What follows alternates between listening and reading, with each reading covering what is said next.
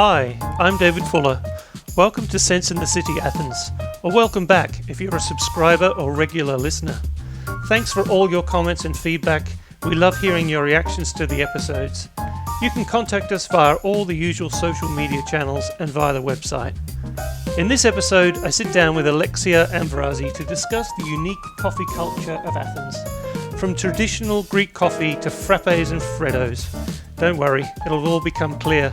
If you want to buy us a coffee, you can do that too.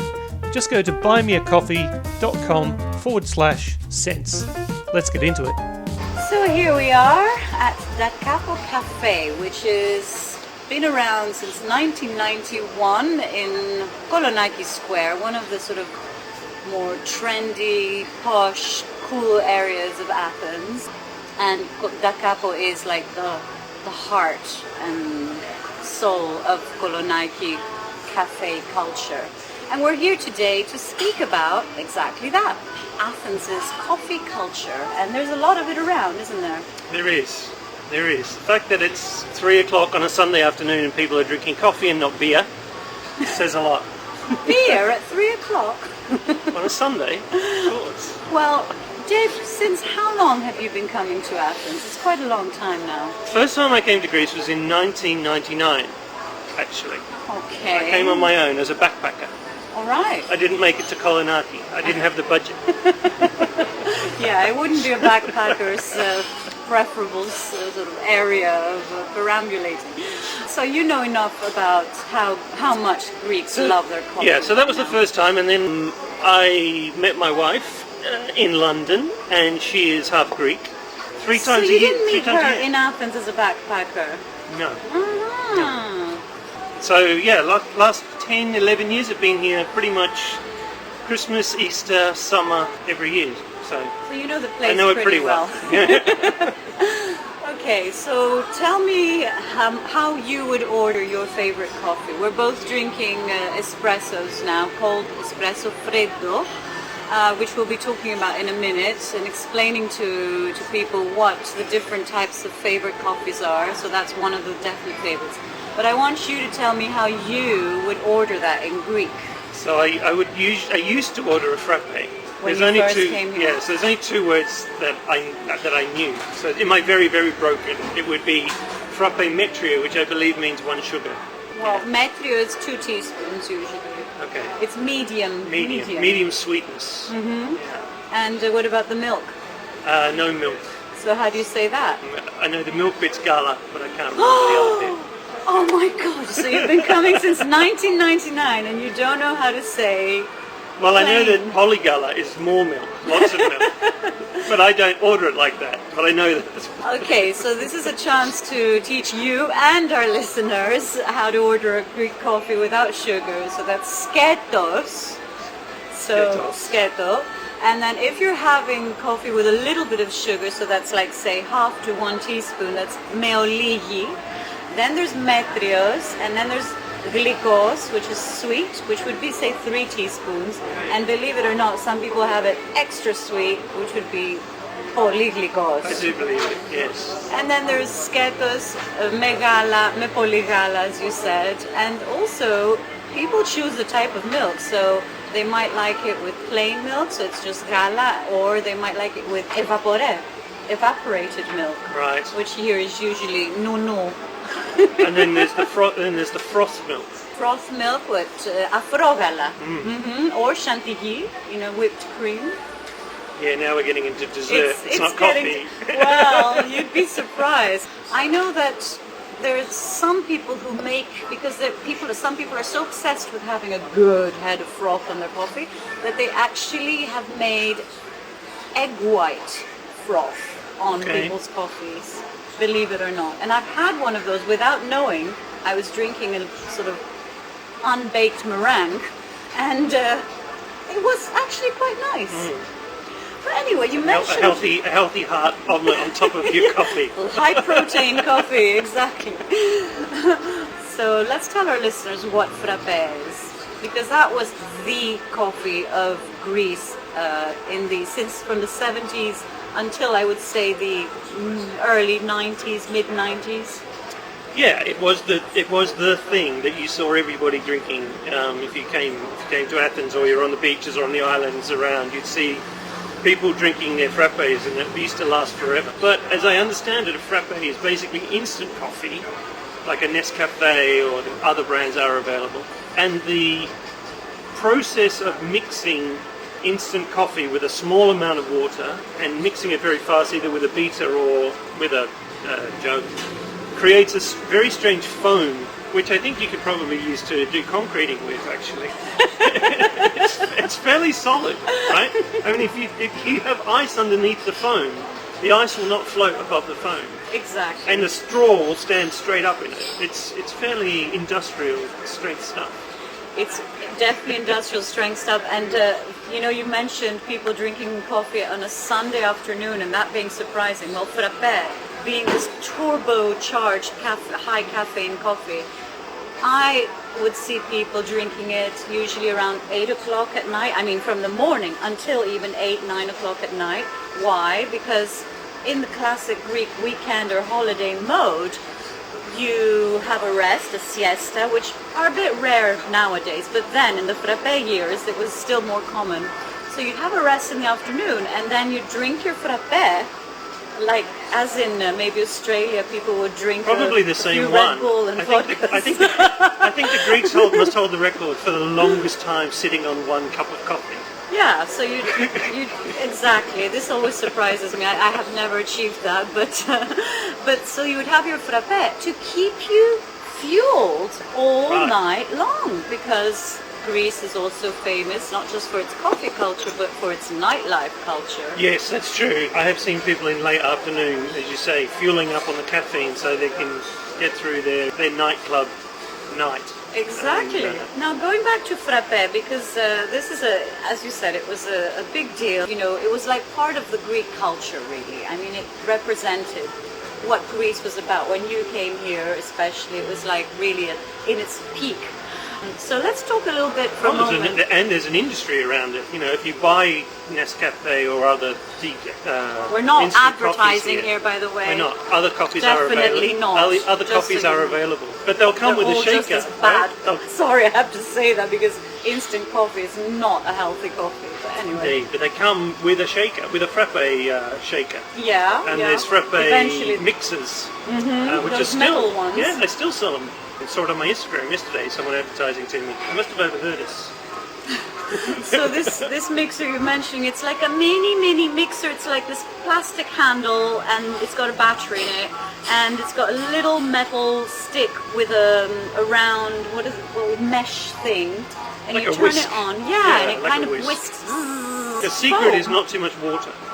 Exactly. Because I was always trying to make them, and I always failed. And until YouTube was invented, I didn't realise that actually the secret to making frappe was a small amount of water. I'm just trying to picture you now watching YouTube videos on how to make a frappe. There's thousands of them.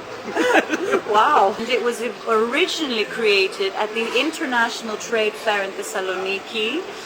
When they were promoting a new chocolate drink, and an employee called Dimitrios Vakondios wanted to have his usual instant coffee during a break but couldn't get any hot water, so he somehow came up with this idea of creating the frappe by using a shaker and cold water. Wow. And there you go. There you go. And apparently frappe means in French to hit or to shock. Frappe. Okay. Which, as we said before, definitely happens when you have one of these things, because the caffeine gives you a slap and knocks you up off your feet. Yes. Now, I actually have a whole book on frappe, believe it or not. Look at this. It's called Frappe. We're holding it up to the microphone. Well, I'm showing it to you, actually. I interviewed these two people a long time ago on a radio show. They're Vivian Konstantinopoulos and Daniel Young. They actually wrote a book in 2006 about frappe. And it's the one and only book about not just the drink itself, but what we're talking about today, the whole of Greek coffee culture, which then was based around the frappe, but has quickly progressed onto the Freddo. And I just want to read one thing. that we were talking about. The apparatus that sets in motion can be as elaborate as a programmable multi-speed steel-bladed high-torque blender, or as basic as an old lidded jar working in tandem with a free hand that shakes it. So let's go from frappe to freddo, Okay. which is the drink that Greeks have today, Yes. and which is what we're having today as well. If you say Freddo in Australia, people think of a chocolate frog. What? Really? A chocolate frog? Yes. As a child, we grew up with Freddo frogs, All right. which are a chocolate, yeah, shaped like a frog. Well, freddo But here it means cold. it's an Italian word for cold, but the Italians don't make freddo. In Italy, they don't. This is again a Greek creation because it's Yes. using espresso, which obviously the Italians use a lot, but in a way that the Italians don't use it. Can you tell us how you make your freddo? I don't. So Oh, you don't? No. I don't. For some reason, I don't get the foam on top when I make cold espresso. So I don't know what the secret is there. You get the right foam for a frappe, but not for your freddo? Are you supposed to do the same thing? Are you? Yeah! Ah, makes sense. Just use your milk frother. Right. Well, I have a milk frother that has a hot and cold setting, so you can make cold foam as well. Now, this is relatively recent, as we said. Now it seems to be standard. Yes, it's absolutely standard, and then basically just to tell our listeners I how think you... it's a commercial decision because you can't sit on one of these as long as you can sit on a frappe. Yeah, I guess caffeine-wise, you would take longer with a frappe for sure. Just to quickly tell you how to make it, you just make espresso and add as much sugar as you like, and then pour it over a glass full of ice cubes. And if you have a frother, you throw in some frothy milk on the top, and that's it, really. Although apparently there are some espresso blends that are better than others for cold coffee. Oh, really? So even the pod coffee machines now have pods which are specially for cold coffee. Do you think that's a real thing, or they're just like, it's, as you say, like another form of commercial manipulation? There probably is some science behind it as to which oils would be released at different temperatures, I imagine. You've been sold, haven't you? I'm just trying to think out loud as to why they might have gone, oh, it's like tea bags, right? Tea bags don't work in cold water. Yeah. I was in a cafe down by the beach on Friday, and down there, as I walked along and I kind of knew we were doing this, I said, I'll have a look at who's drinking what. And most people were drinking traditional Greek coffee. Really? Yeah. So there were a few Freddo espressos, Freddo cappuccinos, but most of the people in that particular cafe on a Friday morning were drinking traditional Greek coffee. Okay, so let's talk a little bit about traditional Greek coffee, which originally came from Turkey. Yeah. So it was Turkish coffee, and then the Greeks from Turkey, from Smyrna, started to make it, and then brought it to Greece. Apparently, it's the healthiest type of coffee. It's rich in antioxidants, so it's got a lot of health benefits. It's very popular, especially I would say, in more sort of rural or island communities. You don't see it so much in the city. That's why I'm surprised to hear that you saw a lot of people. Well, I think it's also a drinking it. different experience, right? Because a lot of people here, unfortunately, just stick their coffee in a plastic cup and take it away. You know, and whether Yeah. it's a taxi driver who's got their coffee, you know, next to them while they're driving their taxi, That's or the curse of coffee, isn't it? someone's taking it to work or whatever else. You know, it's very much in the city. It's very much more of a takeaway type of activity. Whereas I guess maybe if you're sitting by the sea and you've got a couple of hours to kill, then a Greek coffee is a more appropriate kind of thing to drink. And you can read the Greek coffee, just like I have this spectacular book on frappe, called Frappe Nation, as I said. I had a spectacular book on reading Greek coffee. There was actually a book written about it in Greek, unfortunately, not unfortunately for our foreign listeners, which basically shows you all the symbols that you might see in a coffee cup and what they really mean according to the old folk legends. Now, I've done readings many times as fun, of course, just for fun for myself and friends, based on that book. I've also been to professional Greek coffee readers, again, mainly for journalistic purposes, don't judge me. And of course there's always someone's old aunt or grandmother or weird cousin who is an expert in Greek coffee reading. And I'll just give you a few tips on that. You drink your Greek coffee. When you're having it read, You usually focus on a certain thought or Right. something that matters to you while you're drinking it, right? Then at the end, when you've reached like the sludgy bit, you obviously don't ever drink the sludgy bit, but you stop a little before you would normally, so you leave a little bit of extra sludge, and you overturn the coffee cup. They turn it around 3 times, and then they do the sign of the cross over it. Sometimes, not always, for the non-religious. And then you overturn the cup again, and you look inside it. Now, the bottom of the cup represents the past, the middle of the cup represents the present, and the top of the cup represents the future. So whatever symbols you see in those different areas are also based on those times of your life. Right. And a lot of people base their entire love life or careers on the coffee cup. I would not advise you do that, ever. Prophetically, there was a very large gust of ghost-like wind that came through as we were talking about with that. Leaves and everything. Actually, I think I've got one in my hair. You know that there's actually a couple of cafes in Athens that do Greek coffee cup reading, and I've been to one of them. And it's based on this culture, of course, which spans back hundreds of years. And you can go there and have your coffee cup read and pay, I think it's about 30 euros a person or something like that. And when I went, it was interesting because whatever they said to me about my present was spot on. And like with many types of fortune telling, you think, are they reading my mind? Are they reading my aura? You know, what is it? How do they do it? Or are they reading the coffee grains? Very spot on. People in my life, things that I was doing, things I was trying to decide on. But anything they said about the future was absolute nonsense, I have to say. Unfortunately for a couple of them. Might get it right sometimes. What's the saying? Even a stopped clock is right twice a day. Exactly. I think it's something like that. But it's still a fun thing to do, for sure. I think the main thing about whether it's Frappe or Freddo, about drinking coffee in Athens, is, first of all, it's everywhere. There's cafes around every single corner. And the cafes are not just boring old little cafes. They're usually quite designery and artsy and decked out with sometimes books and records and artworks. And going to a cafe in Athens is quite an experience, and it's a very common one, but always a very exciting one.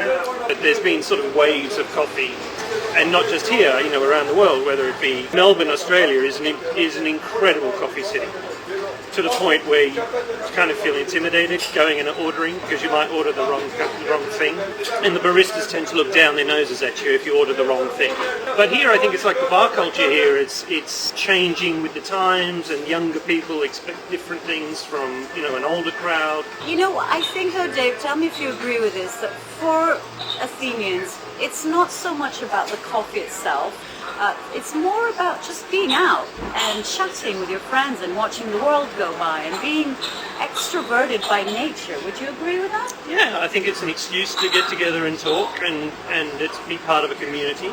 Again, I think that whether it's combining it if you're for an older generation, whether you're combining that with a game of backgammon, or whether you're combining it about talking politics, or whether you're out for a lunch or whatever else, it's just part of that outdoor culture. But also, Athens is obviously very blessed with the climate.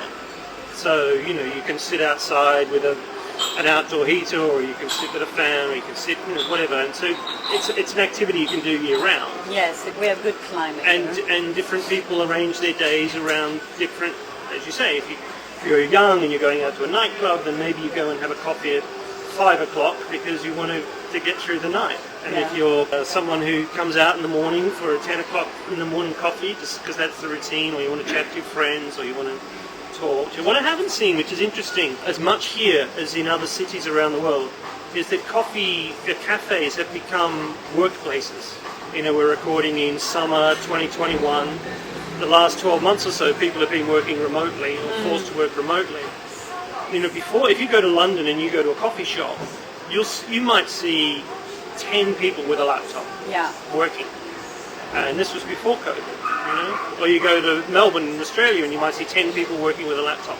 You don't see people working in cafes on laptops in Athens as much. No, definitely not as much. And as a permanent resident, I can vouch for that. But I can also say that in the last few years, and again before all this lockdown business began, this did start to become a bit of a trend. And there are some cafes, which we can put in the show notes, which are centered a little bit more on that. And those are usually the third generation style, trendy, hipster kind of cafes as well. It's all about power. They have healthy, snacks and. As a digital nomad of many years, it's all about power. What do you mean, electricity? Where you can plug in. As long as you can charge your laptop somewhere, that's the only decision there is. Well, obviously, you need good Wi-Fi, and you need power. And then the vibe is important.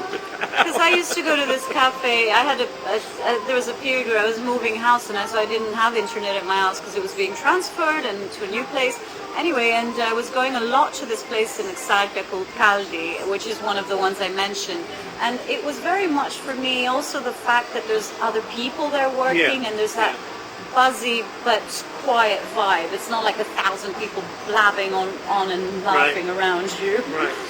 Plus, it's also it's easy if you're doing something that if you're writing or you're creating something on the laptop on your own. If you're coding or you're blogging, I'm not sure whether cafes and Zoom calls go together. Yeah, exactly. That's a different story altogether. As I said, it also hasn't gone to the stupid end, although there are some. I believe there's a thing called third wave coffee. I'm not into my coffee as well. That's right. But now we've gone sort of full. It's the cafes that look like science labs, basically. Yeah, and look like they're distilling something. Yes, they usually are. That's right. And they have these weird shaped bottles and really expensive equipment, and they make cold brews and all kinds of weird blends. Yeah. Part of the change has been the entrepreneurship, the younger entrepreneurship, and which has come from Greeks actually leaving the country and exploring different cultures and coming back. Athens is one of those cities that is still very, I want to say, it retains more of its local culture than a lot of other cities worldwide. I mean, there's still a lot more of independent businesses here. You don't see the high Kolonaki is slightly different, but most of the streets, I was going to say. most of the streets in Athens aren't the same brands that you would see everywhere else in the world. Yeah. They're independent shops, they're independent cafes. I mean, I think there's probably only 2 Starbucks in Athens? Yeah. 3? Each cafe, well, not every single one, but a lot of the cafes have their own character, their own style, their own. It's like a little boutique of the owner's vision. And well, there are chains. There's a couple of coffee chains here that you see sort of around, but it's not like London, for example, where if you say to someone, "I'll meet you in Starbucks," you have to ask them which one because there's 3 within the same block. Yeah. What do you think that's about? Do you think it's the Greeks love their independence so much? Well, I think it might have had something to do with the financial crisis. You may not have expanded your business to Greece because it may have been a risk, or there would have been some uncertainty there. Post-financial crisis, I think it's changed amazingly. There's bars, there's stores, there's new brands, and obviously from a hotel, you look at the hotels, the number of new boutique hotels in Athens, hundreds of them. Yeah. So now is different. But back then, maybe when all the other sort of international coffee brands and other brands were expanding, Greece wasn't necessarily a place where they would have said, we're going to go there. It's still a small market at the end of the day. But it's interesting because also places like McDonald's and Pizza Hut and KFC and all these like global brands of foods or whatever, chains as you say, those never really do very well here either. But why would you? Different people travel for different reasons. Well, yeah. But interestingly, you say Starbucks didn't do very well in Australia. In fact, I think it failed completely. And the reason that Starbucks didn't work in Australia is because Italian coffee has been there forever. Yeah. When I was a 5-year-old, I'd have a cappuccino. You had a cappuccino at 5? Oh, yeah. What? You go to the local cafe, it was mostly froth. I didn't necessarily drink the bit at the bottom. That's why I had cappuccino, not espresso. There's a big Italian community in Melbourne, there's a big Greek community in Melbourne, and coffee from an espresso machine has been around forever.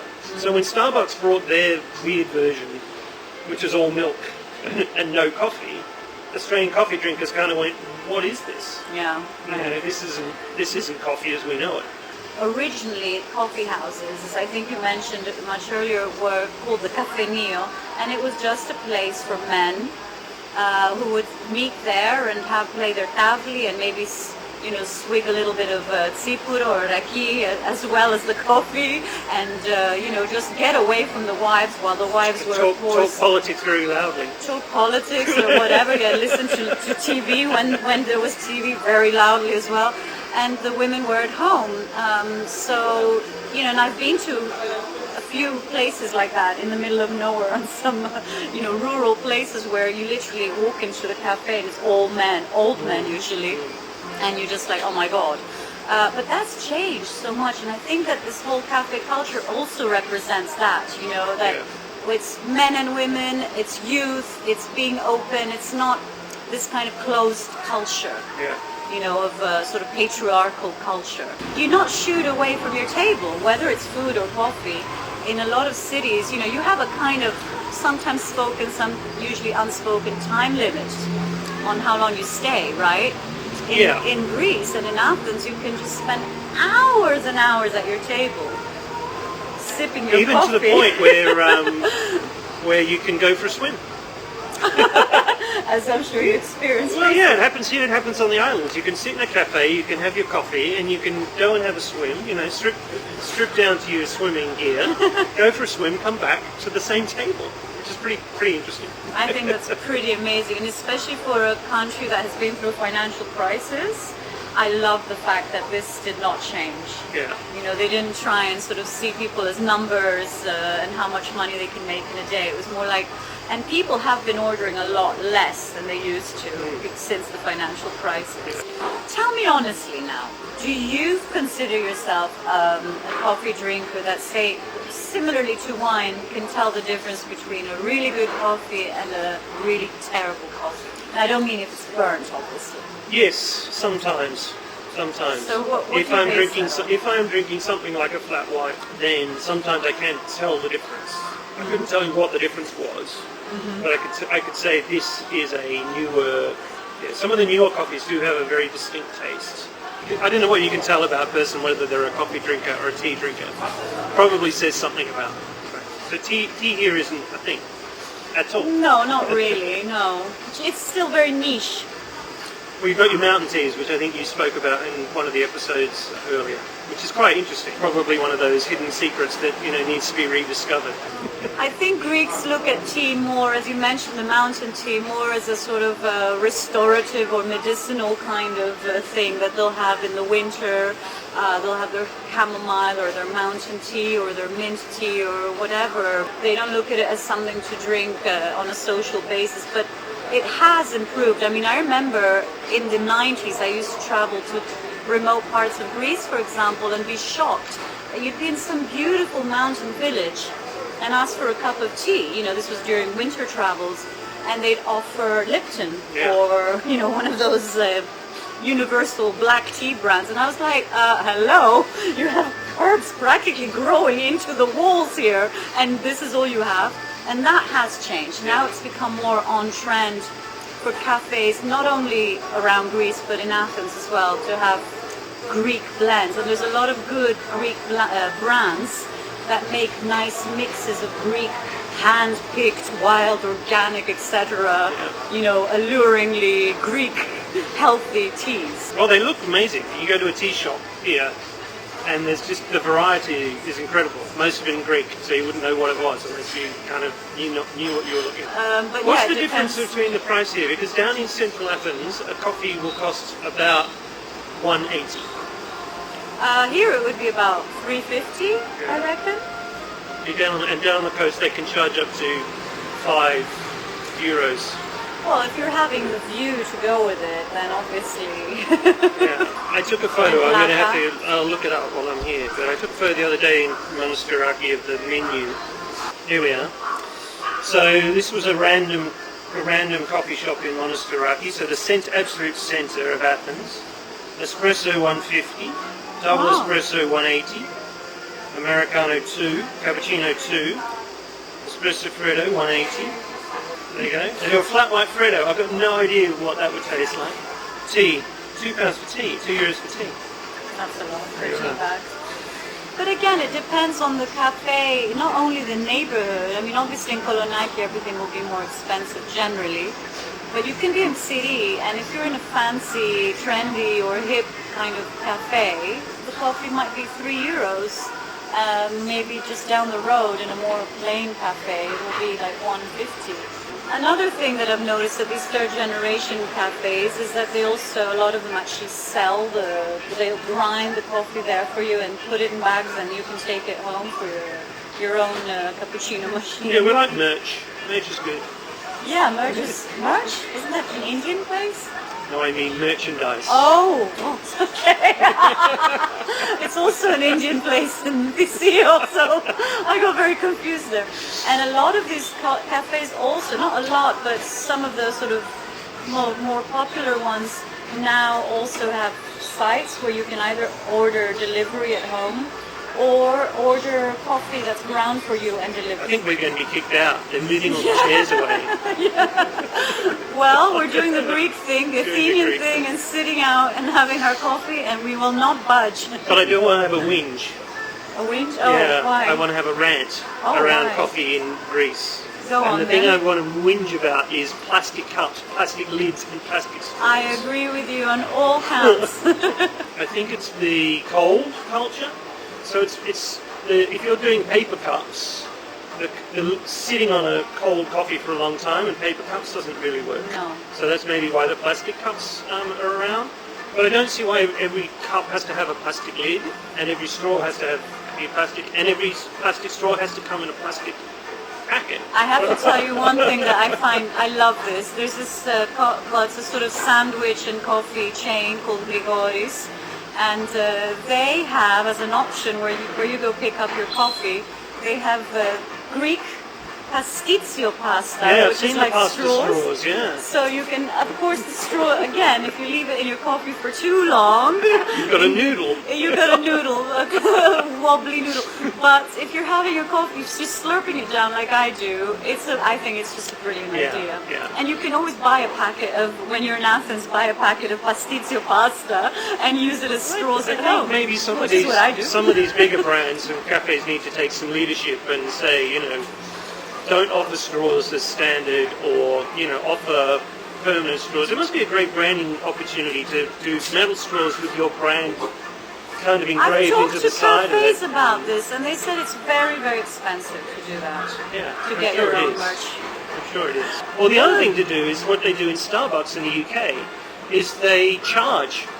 So if you want a lid, you get charged. Put a lid on it, I'll make you pay. Yeah, but it's fine. It's like plastic bags in the supermarket. It's a disincentive. It says, okay, well, you can take a plastic cup if you want, but we're going to charge you 50 pence for it. And I imagine that would change people's behaviour quite quickly. Yeah, I think definitely, but I have seen that they're selling more bamboo cups and ecological alternatives, even stainless steel straws in some of these cafes. Not obviously enough of them. So that's a start. And then there was an interesting place called Plasticul here in Exarchia on Asclepius Street, which was a global project where you basically create a shop that recycles plastic. You have a lab in the back and a store in the front, and they were doing that with all the local coffee shops. They were gathering all their plastic cups that had been disposed of in the shop or outside the shop, where people sit outside and have their coffee there. So if there was one of those in every neighborhood, it would be already huge. Absolutely. But I just think, Greece is such a lovely place, and obviously relies on tourism and beaches and the sea. It's just such a shame if that suddenly you're spending whatever it is to have a lounger on a beach in Mykonos, and all you can see is plastic coffee cups washing up in the sea. It's self-defeating in the long run. I did a beach cleanup with my son several years ago, and we literally covered an area of about 5 meters. I mean, it was a huge beach, and this was on the island of Andros, and within only those 5 meters we filled up 4 of those massive plastic bags, the rubbish bags, the black ones, and it was mainly straws, coffee cups, plastic coffee cups, and plastic water bottles. I mean, it was shocking what we found, like buried under the sand. And my son, who was then like 3 or 4 years old, was ranting like you're ranting now, so, and he was saying, why, mommy, why, and we literally were exhausted. We couldn't continue, I mean, this took hours to do, these 5 meters. Yeah. Contrary to what we've been talking about. You can't, what's the phrase, sod's law or something like that? You cannot sit on a coffee forever in Kolanaki on a Sunday afternoon.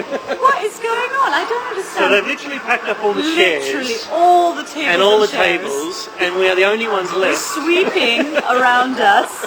They're being very polite though, let's be honest. No one has even said to us that we have to go. It's one of those... Let me just ask, who's cooking it there?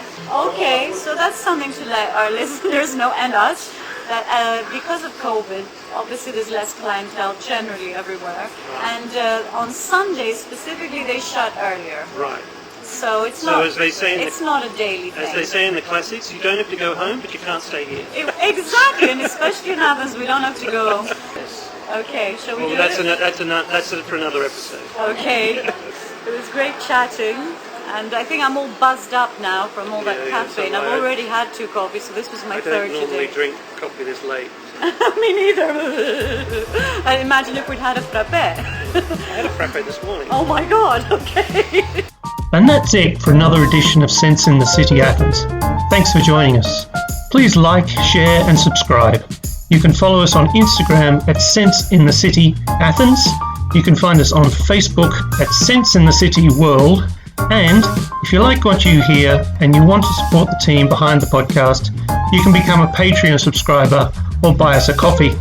Links are included in your podcast app and on our website, which is senseinthe.city. Until next time, see you later. Sense in the City is produced by Pilot Media and Ruby TV.